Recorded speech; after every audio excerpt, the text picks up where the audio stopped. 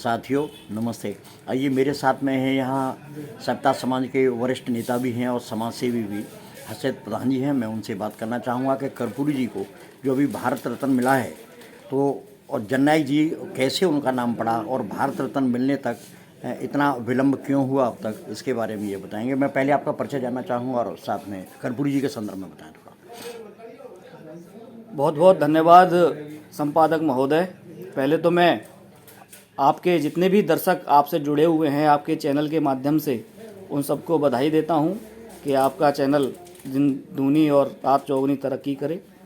मैं ग्राम पंचायत छर्रा रफातपुर से हर्षित प्रधान हूं और यहाँ की जो क्षेत्रीय सहकारी समिति है उसका अध्यक्ष भी हूं। और अभी आपने कर्पूरी ठाकुर जी के बारे में मुझसे प्रश्न किया है, तो कर्पूरी ठाकुर जी के बारे में मैं बता देना चाहता हूं कि ऐसा नेता का होना आज के ज़माने में बहुत बहुत आवश्यक है।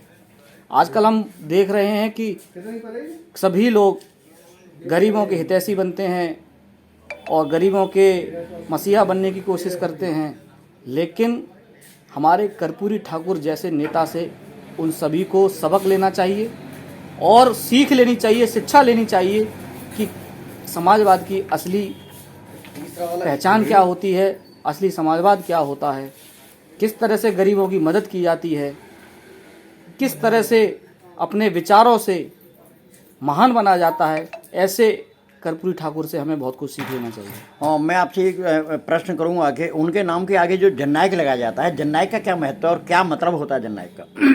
वो सही मायने में जनता के नायक थे, सही मायने में जनता के नायक थे। वो जो हमारी जनता है, जो गरीब शोषित वंचित जनता है, उनसे कहते थे कि हक चाहिए तो लड़ना सीखो जी, कदम कदम पर अड़ना सीखो और जीना है तो मरना सीखो। तो वो जनता को प्रेरित करते थे संघर्ष करने के लिए कि किस तरह से हमको संघर्ष करना चाहिए, हमें हार नहीं माननी चाहिए। तो वो संघर्ष करने की जो सीख हमें कर्पूरी ठाकुर से मिलती है वो उन्हें असली जननायक बनाती है। अच्छा, इन्हें अब तक जो ये भारत रत्न जो अब भारत सरकार ने दिया है, तो क्या इनको ये सही समय पे दिया है या इससे पहले ही इनको मिल जाना चाहिए था? देखिए, मैं भारतीय जनता पार्टी की सरकार का माननीय हमारे देश के प्रधानमंत्री हैं, यशस्वी प्रधानमंत्री नरेंद्र भाई मोदी जी का और समस्त केंद्र सरकार का धन्यवाद देता हूं कि उन्होंने कर्पूरी ठाकुर को भारत रत्न देने के लिए, भारत रत्न देना उन्हें समझा कि उन्हें भारत रत्न दिया जाना चाहिए। लेकिन सही है, अच्छा है, उन्होंने समय पे दिया है, लेकिन ये पुरस्कार वो बहुत पहले मिल जाना चाहिए था। उनके जो कर्म थे, उनके जो कर्मठता थी, उनके सिद्धांतों के आधार पर ये भारत रत्न काफ़ी समय पहले मिल जाना चाहिए था, लेकिन अब दिया है, पहचान मिली है, ये भी हमारे लिए बहुत ही सम्मान वाली इसके लिए क्या ये कहेंगे कि देर आए लेकिन दुरुस्त आए? हाँ, ये कह सकते हैं कि देर आए दुरुस्त आए। तो क्या कर्पूरी जी के विषय में आपको और कोई ऐसी घटनाएं याद हैं जो उन्होंने अपने जीवन काल में, जो 2 बार मुख्यमंत्री रहे, ऐसी कोई घटना हो तो बताइए। देखिए, हमारे बाबूजी के बारे में बहुत सारी घटनाएं हैं।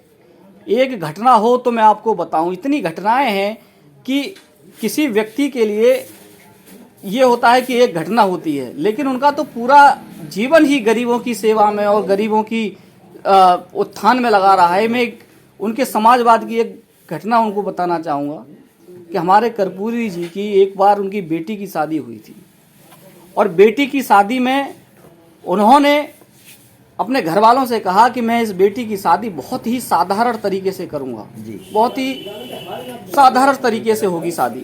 तो उन्होंने अपने घर वालों से कह दिया कि मैं मंदिर में शादी होनी चाहिए, लेकिन घर उस टाइम पे वो मौजूदा मुख्यमंत्री थे बिहार के, तो घर वालों ने कहा, उचित नहीं समझा कि शादी थोड़ी सी गाँव में तो हो ही नहीं चाहिए। तो गाँव में व्यवस्था की गई, तो लेकिन अपने सारी सरकारी मशीनरी से मना कर दिया था कि आपको गाँव में आने की जरूरत नहीं है, कोई भी हेलीकॉप्टर नहीं उड़ेगा ताकि कोई वीआईपी ना आ जाए और जो सरकारी खर्चा होता है वो ना हो सके। और बहुत ही साधारण तरीके से उन्होंने अपनी बेटी की शादी की थी। तो ऐसे कर्पूरी ठाकुर साहब को मेरा सत नमन है। एक घटना मुझे और याद आती है, हमारे कर्पूरी ठाकुर साहब के परम मित्र थे जो हरियाणा के बहुत बहुत बड़े नेता रहे हैं, चौधरी देवीलाल जी।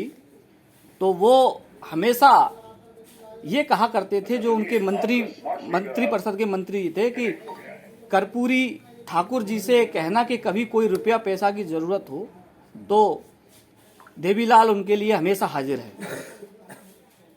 लेकिन जब वो मंत्री महोदय जब कर्पूरी जी के पास जाते थे तो वो हमेशा मना कर देते थे और चौधरी देवीलाल से कहते थे कि कर्पूरी जी तो कुछ कभी मांगते ही नहीं है अपने लिए।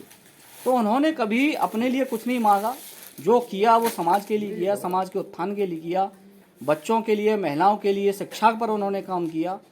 और जो आरक्षण है, बहुत लोग कहते हैं कि वो अगड़ों के विरोधी थे, वो कभी अगड़ों को भी विरोधी नहीं थे। आप उनका इतिहास उठाकर देख लीजिए, गूगल पे सर्च कर लीजिए, जो सबसे पहले अगड़ों को आरक्षण देने का जो काम था वो हमारे जननायक कर्पूरी ठाकुर साहब ने किया था।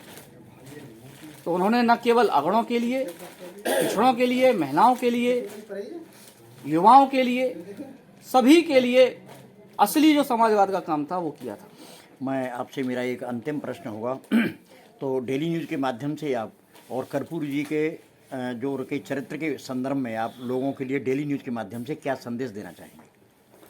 मैं सभी डेली न्यूज़ के दर्शकों से यही विनती करता हूं कि आप सभी भारत रत्न जननायक कर्पूरी ठाकुर के बताए हुए सिद्धांतों पर चलें, उनकी शिक्षा को जानें और उन्होंने जो समाज के प्रति जो कार्य किए हैं उसके बारे में उनको जीवन को अपनाएं। मैं यही सभी से अनुरोध करता हूं। बहुत बहुत धन्यवाद। साथियों, मेरे साथ में थे हर्षद प्रधान जी, जो कर्पूरी जी के संदर्भ में बता रहे थे भारत रत्न मिलने के बाद में सामाजिक तौर तरीक़ों में कितना बदलाव आया है, लोगों में क्या क्रांति है, हम जानना चाहेंगे। मैं डेली न्यूज़ के लिए अलीगढ़ से राजपाल सिंह आर्य।